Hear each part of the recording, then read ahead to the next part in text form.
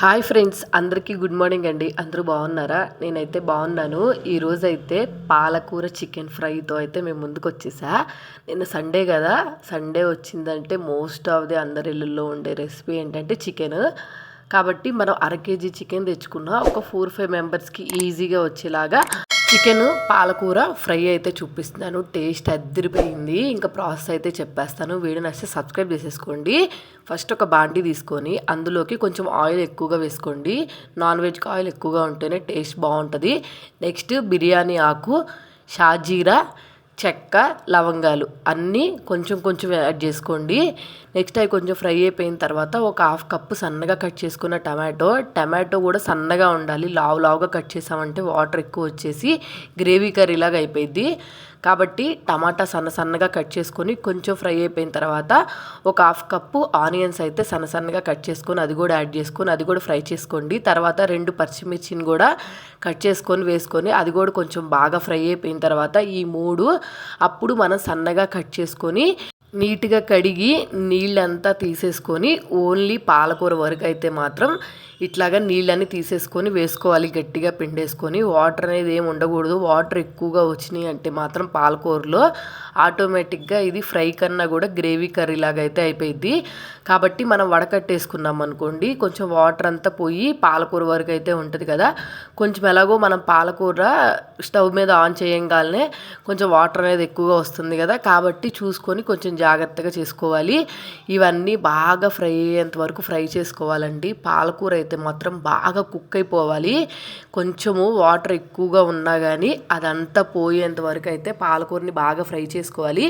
మనకి పాలకూర ఫ్రై అయిందని సంగతి నీట్గా ఎలా తెలిసిద్దంటే పాలకూరలో వాటర్ అంతా పోయి నూనె అంతా పైకి తేలుతూ ఉంటుంది. కాబట్టి పాలకూర పూర్తిగా కుక్ అయిపోయి ఆయిల్ పైకి తేలిన తర్వాత అయితే ఒక హాఫ్ కేజీ చికెన్ అయితే నీట్గా వాష్ చేసేసుకొని వేసుకోవాలి. మీరు ఈ ప్లేస్లో ఇక్కడ ఉడకబెట్టుకొని చికెన్ని కలుపుకున్నా కానీ ఫ్రై బాగుంటుంది. నేనైతే నాకు టైం లేదని చెప్పి పచ్చి చికెనే వేసేసుకున్నాను. ఈ చికెన్ కూడా వాటర్ ఏమీ లేకుండా నీట్గా పిండేసుకొని దీంట్లో వేసుకోవాలి. ఇప్పుడు ఈ 2 బాగా కుక్ అయిపోయి పాలకూర అలాగే చికెన్ బాగా కుక్ అయిపోయి ఫ్రై అయ్యేంత వరకు అయితే ఫ్రై చేసుకోవాలి. అటు ఇటుగా ఒక 20 మినిట్స్ టైం అయితే పడుతుంది చికెన్ పాలకూర మొత్తం కుక్ అవ్వటానికి. మనం ఇందాక పాలకూర ఎక్కువసేపు ఫ్రై చేసాం కదా, కాబట్టి పాలకూరలో పచ్చివాసన అంతా పోయిద్ది. మీరు పాలకూర వేసుకుంటున్నాం కదా, ఇది పచ్చివాసన వచ్చిద్దేమో అని అసలు భయపడే టెన్షనే అవసరం లేదు. మనం వండేటప్పుడు ఒక 10 మినిట్స్ ఎక్కువ టైము కర్రీ కోసం కేటాయించామంటే చాలా టేస్టీగా అయితే పాలకూర చికెన్ అయితే రెడీ అయిపోతుంది. నేనైతే పాలకూర బాగా ఫ్రై అయిపోయిన తర్వాత మాత్రమే చికెన్ యాడ్ చేసుకున్నాను. కాబట్టి నాకు రెసిపీ చాలా బాగా వచ్చింది. నెక్స్ట్ కొంచెం కరివేపాకు వేసుకొని ఒకసారి తిప్పేసుకొని లిడ్ పెట్టేసుకొని బాగా ఫ్రై చేసుకోవాలి. చూసారు కదా, అది కుక్ అవుతూ ఉన్నప్పుడు స్లోగా వాటర్ తగ్గిపోయి ఆయిల్ అయితే పైకి వస్తా కర్రీ అయితే బాండీకి అంటుకుంటా మనకి ఎంతవరకు కుక్ అవుతుంది ఏంటి అన్న సంగతి బాగా అర్థమవుతుంది. ఇంకా నేను దీంట్లో అల్లం వెల్లుల్లి పేస్ట్ కానీ అలాగే ఇంకా మసాలాలు ఏమీ యాడ్ చేయలేదు. చికెన్ అలాగే పాలకూర ఫుల్గా కుక్ అయిపోయిన తర్వాత అయితే యాడ్ చేసుకుంటాను. చికెన్ అయితే ఒక 60% అయితే కుక్ అయిపోయింది. కొంచెం పసుపు, టేస్ట్కి సరిపడినంత సాల్ట్, అలాగే 2 టేబుల్ స్పూన్ల కారము, అలాగే ఒక హాఫ్ టేబుల్ స్పూన్ మాత్రమే గరం మసాలా ఇవన్నీ వేసుకొని బాగా కలిపేసుకున్నాను. ఒకసారి ఒక మంట తగలనివ్వాలి. ఎందుకంటే కారము అలాగే పసుపు, గరం మసాలా ఇవన్నీ పచ్చివాసన పోవాలి దీంట్లో కలిసిపోయి. అలా అయిపోయిన తర్వాత ఒక 1.5 టేబుల్ స్పూను అల్లం వెల్లుల్లి పేస్ట్ వేసుకొని బాగా కలిపేసుకొని అలాగే అల్లం వెల్లుల్లి పేస్ట్ పచ్చివాసన పోయేంత వరకు ఫ్రై చేసుకోవాలి. లిడ్ పెట్టేసుకొని మధ్యలో మీరు లిడ్ పెట్టుకుంటా ఉంటే చికెన్ ఇంకా సాఫ్ట్గా కుక్ అవుతుంది. అదిగాక నేను స్కిన్తో చికెన్ తీసుకున్నా కదా, ఆల్రెడీ నాకు వాళ్ళు కాల్చిందే కొంచెం ఇచ్చారు కాబట్టి కాల్చింది తీసుకున్నాం కాబట్టి ఎక్కువ టైం అయితే చికెన్ కుక్ అవ్వటానికి పట్టదు. వాళ్ళే ఆల్రెడీ కాల్చి కొంచెము సగం కుక్ అయిపోయింది అప్పుడే. కాబట్టి ఇది తీసుకోవటం వల్ల కూడా ఇంకా కర్రీ చాలా టేస్ట్ బాగుంది.